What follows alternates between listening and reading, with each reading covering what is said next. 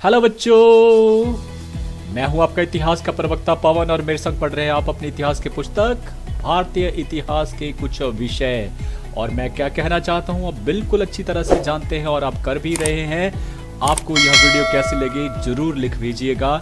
और आपका अध्याय 6 चल रहा है भक्ति सूफी परंपरा, और ये अध्याय उन अध्यायों में से एक है जो कहीं ना कहीं हमारे जीवन में कुछ ना कुछ अच्छा जो है वो जरूर सिखाएगा। मुझे ऐसा लगता है कम से कम आपकी जो रूहानियत जो जिसकी ज़रूरत है एनलाइटेड होने की, वो कहीं ना कहीं यहाँ से आपको थोड़ा ही सही लेकिन ज्ञान अवश्य मिलेगा। चलिए, हमने भाग 3 पढ़ लिया है जिसमें हमने पढ़ा था सूफीज्म के बारे में। तो क्या आपने उसको ध्यान से सुना?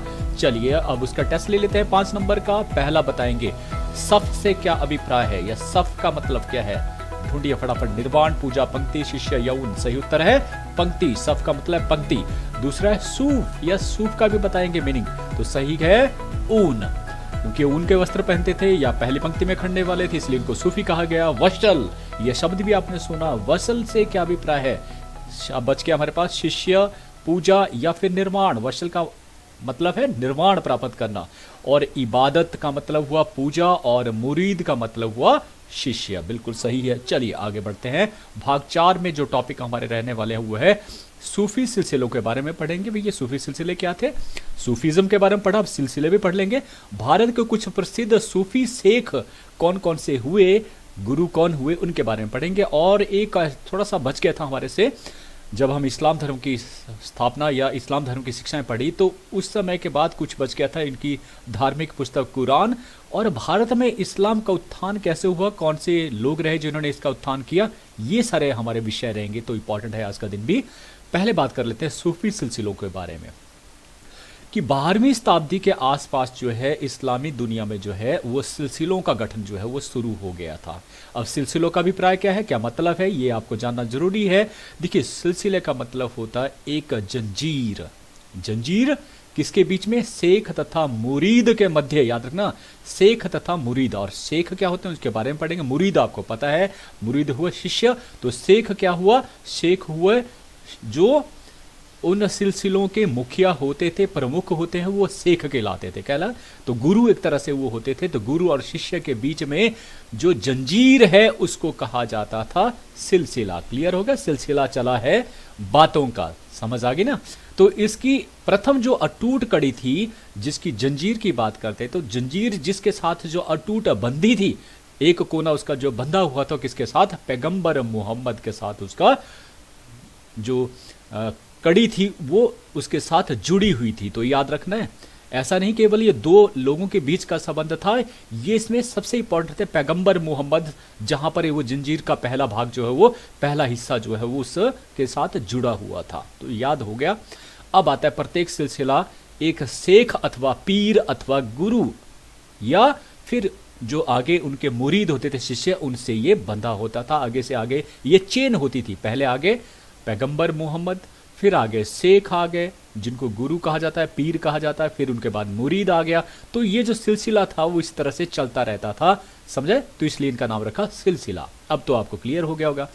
अब बात कर लेते हैं कि ये जो लोग थे बहुत ही पवित्र जीवन व्यतीत करते थे, और वह जो अपने जो मुरीद होते थे, शिष्य होते थे, उनको खानकाहा में रखते थे। खानकाहा हुआ आश्रम, जो उनके आश्रम जहां पर ये शेख रहते थे उसे कहा जाता है खानकाहा। और खानकाहा क्या होता था? एक बड़ा हॉल भी होता था जहां पर ये लोग इकट्ठे बैठते थे और गुरु जो है शिष्य को अपने वचन देते थे, सुनाते थे। तो इसके अलावा क्या करता, जो मुरीदों में से जो है एक उत्तराधिकारी नियुक्त कर लिया जाता था अपने मरने से पहले। कौन? जो हम बात कर रहे थे शेख की। तो शेख जो है अपने मुरीद, अपने शिष्य में से एक की नियुक्ति करता था उत्तराधिकारी के तौर पर, जो उसकी गद्दी के ऊपर बैठने वाला होता था। उसे वली कहा जाता है। याद रखना, ये शब्द बड़े इंपॉर्टेंट है, वली कहा जाता था। ठीक है? तो भारतवर्ष में जितने सिलसिले हुए उसमें से प्रमुखतः 12 सिलसिले जो है वो प्रमुख हैं, है ना? अब इनमें से कुछ जो है प्रमुखों की बात सारे हम नहीं पढ़ने वाले हैं, लेकिन कुछ इंपॉर्टेंट की बात जो एग्जामिनेशन पॉइंट ऑफ व्यू से भी और ऐसे भी आपको पढ़ना जरूरी। पहला जो आता है वो आता है चिश्ती सिलसिला, है ना? और शेख मोइनुद्दीन चिश्ती आपने याद रखा होगा। तो भारतवर्ष में इस सिलसिले की स्थापना इन्होंने की थी शेख मोइनुद्दीन चिश्ती ने 12वीं शताब्दी में की थी, मतलब 1100 से लेकर 1200 ईस्वी के बीच वाला जो समय है उस दौरान इस सिलसिले की स्थापना जो है वो की थी। किसने? शेख मोइनुद्दीन चिश्ती ने। याद रखना है आपको, और वेरी इंपॉर्टेंट नाम इनके बारे में आगे हम पढ़ेंगे, कैसे व्यक्तित्व के ही आदमी थे उनके बारे में हम चर्चा करेंगे। तो इन सिलसिलों में जो है, इस चिश्ती सिलसिले में जो मुख्य जो शेख थे उनके नाम आपने याद रखने। एक है शेख कुतुबुद्दीन बख्तियार काकी, फिर है शेख फरीदुद्दीन गंज शंकर, और एक है शेख निजामुद्दीन औलिया, इनका नाम भी आपने काफ़ी सुना होगा दिल्ली में, और शेख नसीरुद्दीन चिराग ए देहली। फिर लोकप्रिय होने के कारण ये जो सिलसिला था बहुत लोकप्रिय हुआ सभी संप्रदाय में। हिंदू धर्म के लोग भी इनके अनुयायी थे। देखिए पढ़ते लेते हैं क्यों। पहले कारण क्या है कि चिश्ती भारतीयों की परंपरा को अच्छी तरह से जानते थे, इसलिए उन्होंने उनकी परंपरा को भी मान लिया था। तो हिंदू के प्रति जो वो उनका उदार दृष्टिकोण हमेशा रहा। ऐसा नहीं वो खुद मुसलमान थे तो हिंदुओं के प्रति उनका जो दृष्टिकोण था वो अलग था। बड़े उदारता के साथ उनके साथ वो रहे, और उन्हें हिंदुओं के जितने रीति रिवाज उस समय थे उनमें से बहुतों को उन्होंने अपना भी लिया था। तो ये वैसा ही था कि आप अपने कौन होते हैं, अपने कौन होते हैं, अपने वही होते हैं जो आपके साथ रंग में रंग जाते हैं, आपके रंग में रंग जाते हैं। तो इस तरह से ये मान लीजिए कि चिश्ती सिलसिले के वो मुस्लिम लोग थे जिन्होंने हिंदू धर्म के रीति रिवाजों को भी अपना लिया था। इस तरह से उन्होंने अपनापन दिखाया और इस प्रकार से हिंदू लोगों ने भी उन्हें अपना बनाया। क्लियर हो गया। तो बहुत सा उन्होंने, क्योंकि एक और पढ़ने का, उन्होंने सादा और पवित्र जीवन व्यतीत किया जो सभी को जो है लुभावता, चाहे वो किसी भी धर्म के हो। जब कोई ऐसा व्यक्तित्व मिल जाए जो सादा और पवित्र जीवन व्यतीत करता हो और धर्मों से परे केवल मानवता को देखता हो ना, तो वहां पर सभी लोग उनके जो है मुरीद हो जाते हैं, उनके शिष्य हो जाते हैं। क्लियर हो गया। तो उनमें नाम आ जाता है शेख मोइनुद्दीन चिश्ती का। तो इसलिए जो चिश्ती सिलसिला जो है वो, क्योंकि भाई अब शेख मोइनुद्दीन चिश्ती ने जिस सिलसिले की स्थापना की थी वो इन नियमों के तहत की थी, तो सभी ने इन नियमों को अपनाया। हिंदुओं के प्रति उदारता, उनके रीति रिवाज को अपनाना, ये सारी चीजें। तो ये होगा चिश्ती सिलसिला। दूसरा सिलसिला है वो है सुहरावर्दी। जब कभी चिश्ती सिलसिले को अगर आपको याद हो जाए तो सुहरावर्दी उसके अपोजिट है। लेकिन बात कर रहे थे कि ये 13वीं शताब्दी में 12वीं शताब्दी में आया। ये 13वीं शताब्दी में जो है शेख बहाउद्दीन जकरिया ने जो है भारतवर्ष में मुल्तान में इसकी जो है वो स्थापना की थी। याद रखना 13वीं शताब्दी में। और इनके भी जो प्रसिद्ध जो शेख हैं उनमें से एक है शेख शहाबुद्दीन सुहरावर्दी, शेख हमीद उद्दीन नागौरी, शेख सदरुद्दीन और शेख रुकनुद्दीन, और इनके जो है प्रसिद्ध शेख रहे।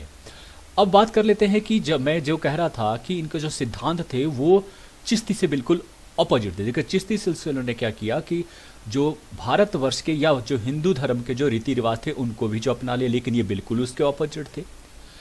और चिश्ती सिलसिले वालों ने कभी भी जो है, जो उस समय के सल्तनत समय था, तो जो शासक थे उनके प्रति जो है जो भाव होता था, देखिए वो क्या करते, कई बार उनको जो है वो जैसे पैसे का जो है वो लुभावना देते थे या कुछ राजकीय सहायता की पेशकश करते थे, तो उनको उन्होंने कभी नहीं अपनाया, क्योंकि वो चाहते थे कि धन से जितना दूर रह सके उतने हमारे में जो है वो गुणों के खान हम बने रहेंगे, अदरवाइज हम हमारे में जो गुण है खत्म हो जाएगा, और इसलिए हम शेख हैं, इसलिए हम गुरु हैं। तो चिश्ती सिलसिले ने कभी स्वीकार नहीं किया। लेकिन सुहरावर्दी ने सारी चीजें अपनाई, चाहे वो सरकार की नौकरी प्राप्त करनी हो, चाहे वो राजकीय सहायता हो, दान मिलता था ना, राजा ने दान दिया दिल खोलकर, लेकिन उसे एक्सेप्ट नहीं किया चिश्ती वालों ने, लेकिन सुहरावर्दी वालों ने इसे स्वीकार किया। उनका मानना था कि यदि दिल आपका निर्बल हो तो धन के संचय और वितरण दोनों में दोष नहीं है। माफी चाहूंगा यहाँ पे एक और एग्जांपल मैं फिट कर दूं कि सरकार लगातार जो है, अगर मैं अपने घर के पास ही देखूं, लगभग 3 किलोमीटर के दायरे में 3 ठेके खुल गए हैं शराब के, और ये कहा जाता है कि भाई ये इनकम का सोर्स है इस देश के लिए, इस राज्य के लिए, उस जगह के लिए। मैं ये सिर्फ पूछना चाहूंगा, और कहा जाता है कि भाई आपका विवेक है, बच्चे का विवेक है कि वो शराब पिए कि नहीं पिए। अरे क्या बात है, क्यों ऐसा शब्द क्यों कहते हो भाई? अगर आप उसको इजीली कोई चीज प्रोवाइड कर देंगे तो एक दिन तो सोच ही लेगा, चलिए आज कर ही लेते हैं। अगर आपकी चॉइस ही वो नहीं होगी, आपकी 4 ऑप्शन में से वो ऑप्शन होगी ही नहीं, तो आप उस ऑप्शन को अपनाएंगे क्यों?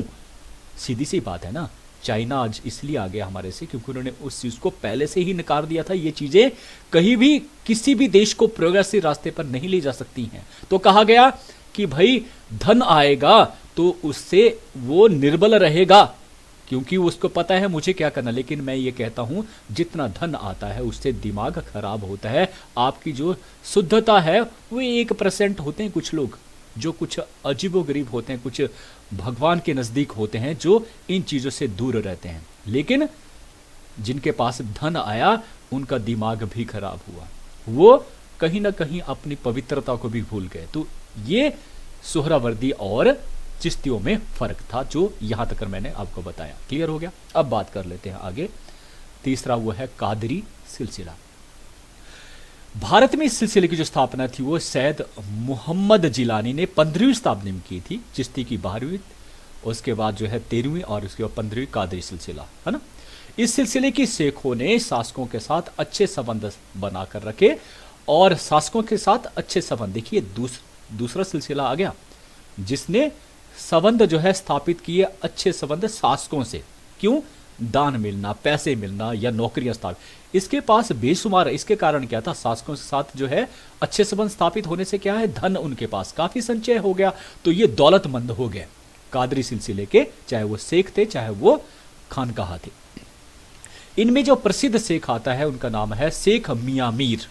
शेख मियां मीर ने सिखों के 5वें गुरु, याद रखना, गुरु अर्जुन देव जी से के समय दरबार साहिब अमृतसर की जो नींव रखी थी वो उनके द्वारा रखी गई थी। देखिए, अलग धर्म के होने के कारण भी, कि विपरीत भी, शेख मियां मीर ने इसकी नींव रखी थी। दूसरे धर्म की नींव रखना ये अपने आप में कितनी बड़ी बात थी, कितना एक तरह से जो हम कहते हैं ना धार्मिकता से बाहर निकलना, वो कहीं ने शेख मियां मीर ने, उसकी नज़र में वो आता है। तो ये इंपॉर्टेंट काम उन्होंने किया था, इसके बारे में शायद आपको मालूम नहीं होगा, तो ये हमेशा याद रखना। फिर चौथा आता है नक्शबंदी सिलसिला। भारत में इस सिलसिले की स्थापना 16वीं शताब्दी में शेख बकरी बिल्हा ने की थी, दिल्ली में। ये सबसे जो है रूढ़िवादी संतों में से एक माने जाते हैं, और ये बिल्कुल कट्टर विचारधाराओं का, अगर मैं इनका जो है, अगर जहांगीर के साथ इनका जो है वो, जहांगीर नहीं सॉरी, औरंगजेब के साथ जो है इनका कंपेयर करूं, तो शायद, क्योंकि एक संत होना अपने आप में कट्टरता से विपरीत होता है। क्यों कट्टर होना? संत तो किसी के लिए कट्टर नहीं हो सकते, नाम क्या? संत। तो ये बिल्कुल रूढ़िवादी थे। रूढ़िवादी मतलब जो पुराने विचार थे, जो जिनका कोई लेना देना नहीं था, उन विचारों को ये मानने वाले थे। कहीं ना कहीं अपने धर्म के जो प्रति थे वो कट्टर थे। एक कहें जैसे एक सुन्नी जो मुसलमान होते हैं वो बिल्कुल कट्टर होते हैं अपने धर्म के प्रति, वही कट्टरता उनमें भी विद्यमान थी। तो इसका मतलब है दूसरे धर्म के प्रति उनका जो नज़रिया था वो थोड़ा सा डिफरेंट था इन सभी सिलसिलों के अलावा। लेकिन यहाँ पर एक एग्जाम्पल आता है जो उनको कट्टरता को दिखाता, वो क्या है कि जहांगीर के समय में सिखों के जो 5वें गुरु अर्जुन देव जी थे, उनको शहीद करने के लिए जो भड़काया गया था, जहांगीर ने उनको भड़काया था, तो इनका नाम आता है जिन शेख बकी बेलाहा ने, मतलब वो दूसरे धर्म को, एक ने जो है नींव रखी अमृतसर साहिब की, और दूसरे जो है तेग बहादुर को, सॉरी अर्जुन देव को जो है उनको हत्या करने के लिए उकसाया। तो ये नक्शबंदी सिलसिला। तो यही 4 सिलसिलों के बारे में पढ़ेंगे। अब आते हैं कि इनमें जो सूफी शेख हुए, जो अच्छे सूफी शेख, उनके बारे में थोड़ा सा पढ़ना जरूरी। अच्छे लोग होते हैं तो अच्छा पढ़ना जरूरी होता है। तो पहला आता है दातागंज बख्श। दातागंज बख्श जो है, इन्हें देखिए, इसका जो मतलब हुआ असीम दौलत बख्शने वाले। दातागंज बख्श मतलब असीम दौलत बख्शने वाले। भारत में निवास करने वाले ये प्रसिद्ध सूफी शेखों में से थे, और 1050 ईस्वी में गजनी से ये भारत आए थे, और लाहौर को अपना इन्होंने निवास स्थान जो है बनाया था। पूरा हिंदुस्तान आता है उस समय, पाकिस्तान भी शामिल था, तो लाहौर को उन्होंने अपना निवास स्थान बनाया, और उन्होंने कश्फ उल महजूब नामक एक फारसी प्रसिद्ध ग्रंथ की रचना की, और अपने ज्ञान भक्ति और दया के कारण ही ये लोग में प्रसिद्ध हुए। ज्ञान भक्ति और दया, याद रखना, उन्हें ज्ञान बहुत था, भक्ति की उन्होंने अल्लाह की, और दया, लोगों के ऊपर दया की, इससे वो बहुत प्रसिद्ध हो। उनकी मृत्यु जो है 1073 ईस्वी में हो गई थी। तो ये पढ़ा हमने दातागंज बख्श के बारे में, और ये इनकी दरगाह है लाहौर में। क्लियर हो गया? दूसरा आता है शेख मोइनुद्दीन चिश्ती। शेख मोइनुद्दीन चिश्ती का नाम अभी आपने पढ़ा, चिश्ती सिलसिले के जो संस्थापक थे। ये 1192 ईस्वी में इराक से भारत आए थे, और कुछ समय लाहौर और दिल्ली में ठहरने के पश्चात इन्होंने अपना जो ठिकाना बनाया वो अजमेर में। अजमेर कहाँ पड़ा? आपके राजस्थान में। तो अजमेर में ये जाकर बस गए और उन्होंने यहाँ एक अल्लाह और मानवीय भातृत्व का प्रचार किया। और याद रखना अजमेर जो है वो अजमेर हिंदुओं का ज़्यादा वहाँ पे वर्चस्व है, खासकर राजपूत लोगों का, लेकिन फिर भी उन्होंने उस जगह के ऊपर अपना खानकाह स्थापित की। उन्होंने निर्धनों तथा जरूरतमंद लोगों के निरंतर सेवा की और जिस कारण वो बड़ी संख्या में लोग उनके दिल जीतने में वो सफल भी हुए और लोग उनके अनुयायी भी हुए। तो उनके उनके जो दरबार में आने वाले लोग थे वो बड़ी संख्या में उनके जीवित रहते हुए आते थे। लोग उनको प्रेम से जो है, ऐसे लोग जो उनके दिलों में बसते हैं उनको प्रेम से कुछ नाम देते थे, तो उनका भी नाम उन्होंने रखा। क्या नाम रखा? गरीब नवाज। यस, याद रखना, गरीब नवाज से उनको पुकारा जाता था। तो 1236 ईस्वी में वो स्वर्ग सिधार गए और उनका एक मकबरा अजमेर में बना है जो बहुत प्रसिद्ध है। यहाँ पर अजमेर, अगर मैं अजमेर का अगर महत्व बताऊं तो अकबर जो है सबसे बड़े शासक के तौर पर माने जाते हैं। जब उन्होंने राजपूताना पर खासतौर पर चित्तौड़ को जीता था तो उस समय उन्होंने मांग करी थी ये कि कहाँ, यहीं इसी अजमेर के मकबरे को उन्होंने कहा था कि अगर मैं जीतूंगा तो मैं ज़रूर आपके दरगाह पर आऊँगा। और इस प्रकार से वो मन्नत जब उनकी पूरी हुई तो वहाँ पर वो पहुँचे। तो इतना इंपॉर्टेंट है ये मकबरा किसका? शेख मोइनुद्दीन चिश्ती का। तो आज भी लोग वहाँ पर, खासतौर पर जो मुस्लिम संप्रदाय के लोग हैं, मैं ये नहीं कहूँगा, यहाँ पर हिंदू लोग भी जाते हैं और वो यहाँ पर नतमस्तक होते हैं। ये किसके कारण? ये उनके अच्छे कार्यों के कारण, अच्छे कर्मों के कारण। फिर तीसरा आता है वो है शेख कुतुबुद्दीन बख्तियार काकी, क्योंकि ये भी उनके ही शिष्य थे, चिश्ती सिलसिले से संबंधित थे, तो अच्छे ही होंगे, पढ़ लेते हैं। भारत में ये फरगना से आए। फरगना जो है वो आपका मध्य एशिया में, अगर हम आज के तजाकिस्तान पड़ता है, वहाँ से ये आए थे।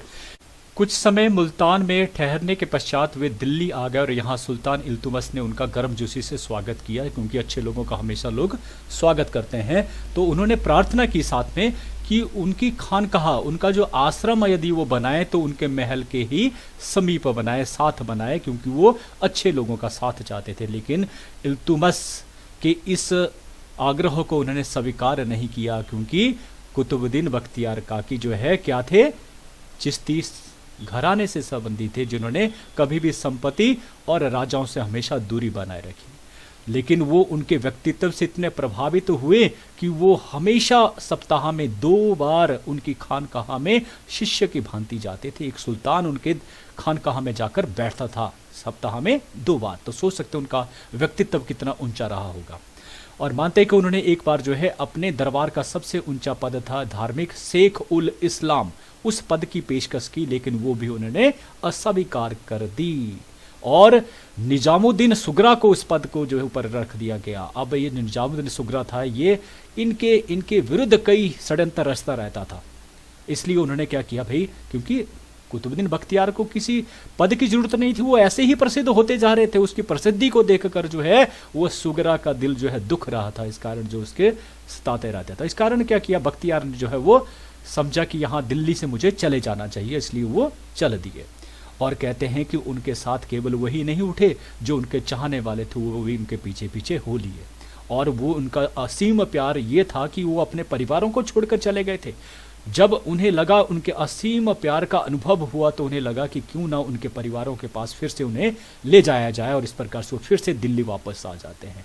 और यहीं पर 1235 ईस्वी उनका देहांत हो जाता है। और याद रखना, उनकी स्मृति में इल्तुतमिश ने कुतुब मीनार बनाई थी। याद रखना, कुतुब मीनार जो कुतुबुद्दीन ऐबक ने बनाना शुरू किया था, आधार तैयार किया था। आधार हुआ यहाँ से यहाँ तक बनाना, नींव से यहाँ तक बनाना, है ना, जिसे हम कहते हैं ग्राउंड फ्लोर।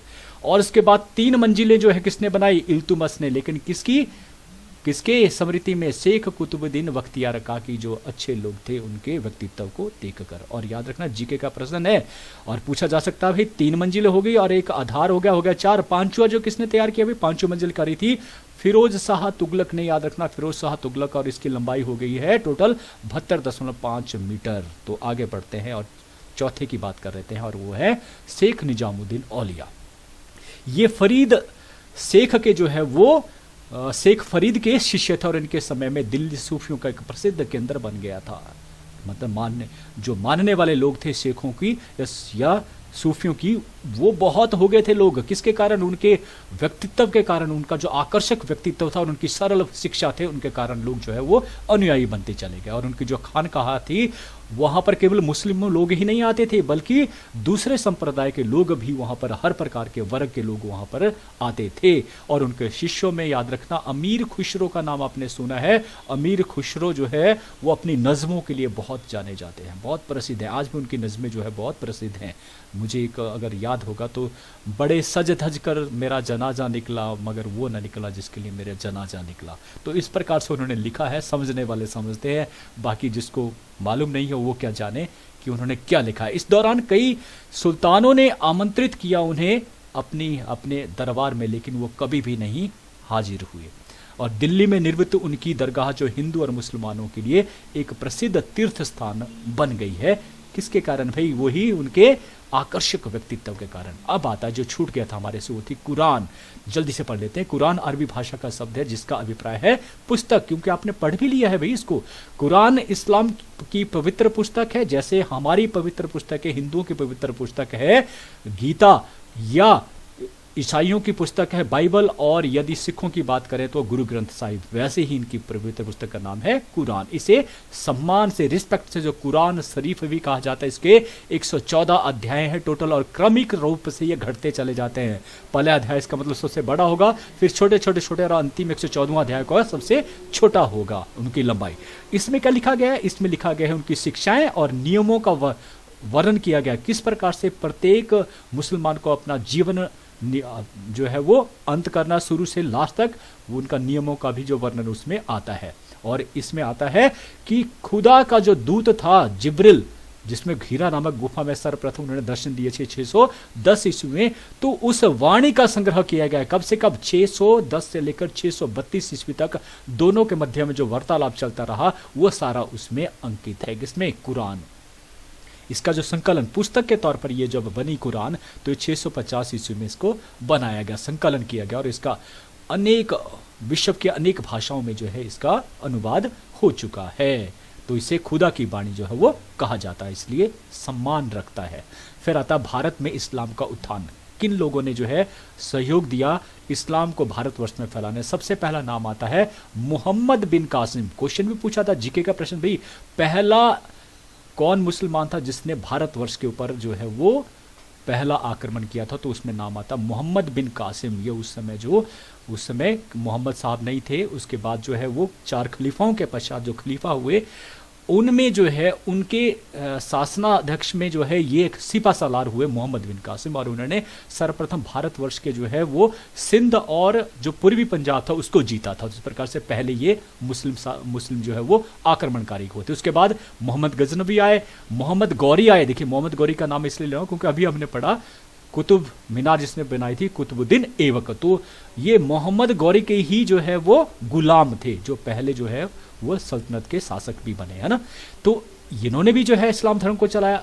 इसके अलावा जो तुर्क से लोग आए, उन्होंने जो है दिल्ली सल्तनत समय में जो है वो इस धर्म को जो है लगातार प्रसार करते रहे।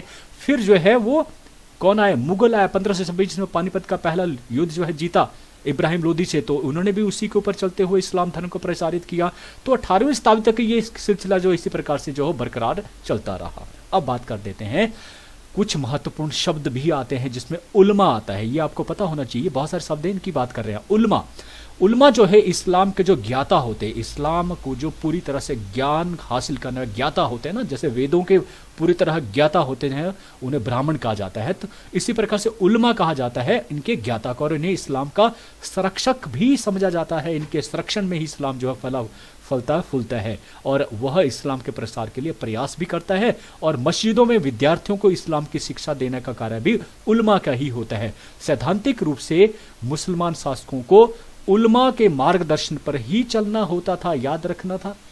जिस प्रकार से अगर हम यहाँ पर जो हमारे मौर्य काल की बात करें या गुप्त काल की बात करें, एक जो प्रधानमंत्री होता था वो सलाहकार होता था, उसका मार्ग प्रशस्त करने वाला होता था। ठीक उसी प्रकार से यहाँ पर भी जो मार्ग प्रशस्त करने वाला होता था, खासतौर पर इस्लाम से संबंधित, उसे उल्मा कहा जाता था। क्लियर हो गया। फिर उसके बाद आता था सरिया। सरिया जो है, सरिया से अभिप्राय है इस्लामी कानूनों से, जिसके तहत प्रत्येक मुसलमान से माना जाता है कि वो उसके अनुसार ही अपने जीवन का निर्वाह करेगा। यह कुरान, हदीस और कियास और इज्मा, इस पर आधारित ये पुस्तक है इनकी। तो इसके आधार पर ही जो है ये कानून बना है, सरिया कानून। उसके नियम पर प्रत्येक मुसलमान जो है वो अपना जीवन निर्वाह करेगा, ये सरिया नियम है। उसके बाद आता हदीस। हदीस से अभिप्राय है पैगंबर मोहम्मद से जुड़ी जो परंपराएं थी उनको हदीस में रखा गया। क्या क्या परंपरा उसमें की जाती थी उनके जीवन काल में, वो परंपराओं का संग्रह हदीस है। उसके बाद है कियास। कियास से अभिप्राय है आधार पर तर्क करना।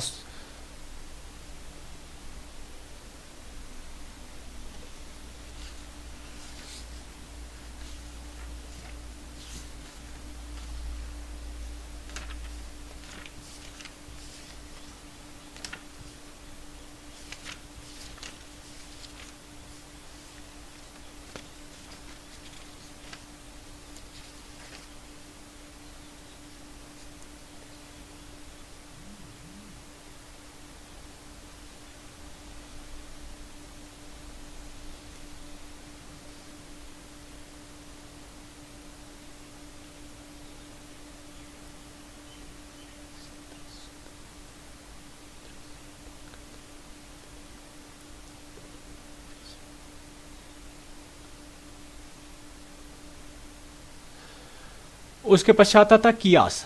कियास से अभिप्राय है सभद्रता से आधार पर तर्क किया जाना, उसे कियास कहा गया।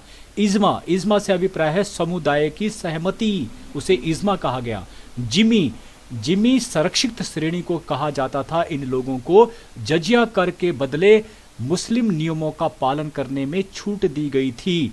जजिया के बदले गैर मुसलमानों को उनके जीवन और संपत्ति की रक्षा का आश्वासन राज्य की ओर से दिया जाता था और उनके शासकों ने भूमि अनुदान तथा करों में छूट गैर मुस्लिम धार्मिक नेताओं और संस्थाओं को दी। और इसमें अकबर का नाम जो सर्वाधिक उल्लेखनीय है। मतलब गैर संरक्षित या गैर जो मुस्लिम लोग थे उनको जो संरक्षण दिया जाना उसे कहा जाता था। एक तरह की श्रेणी थी ये।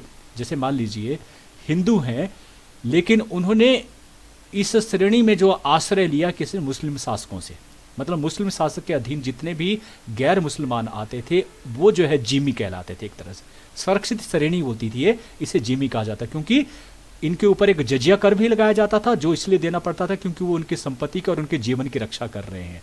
तो इस तरह से जिमी जो है वो सुरक्षित, मतलब जो गैर मुस्लिम लोग होते थे उनको कहा जाता था क्या, जिमी। ठीक है, इस श्रेणी को। तो ये आपका आज खत्म होता है और अंतिम एक छोटी सी शिक्षा हम ले लेते हैं। आज का विचार है, यदि लोग आपके लक्ष्य पर हंस नहीं रहे हैं, यदि लोग आपका लक्ष्य जो आपने निर्धारित किया अपने लिए उसे सुनकर हंस नहीं रहे हैं तो यकीन मानिए आपका लक्ष्य बहुत ही छोटा है। याद कीजिए अब्राहम लिंकन को। गरीब परिवार में जन्म लिया जहां पर पढ़ाना भी मुमकिन नहीं था, लेकिन ये व्यक्ति अपने दोस्तों के बीच में जब भी खेलता था तो ऊंचे स्थान पर खड़ा हो जाता और कहता था एक दिन आएगा मैं इस देश का राष्ट्रपति बनूंगा, अमेरिका का राष्ट्रपति बनूंगा। और याद कीजिए उनका इतिहास, वो 16वें राष्ट्रपति हुए उस देश के। तो इन लाइनों पर गौर फरमाइएगा इन्हीं शब्दों के साथ कि आपने मुझे बड़े ध्यान से सुना, उसके लिए आपका बहुत बहुत धन्यवाद। थैंक यू बच्चों।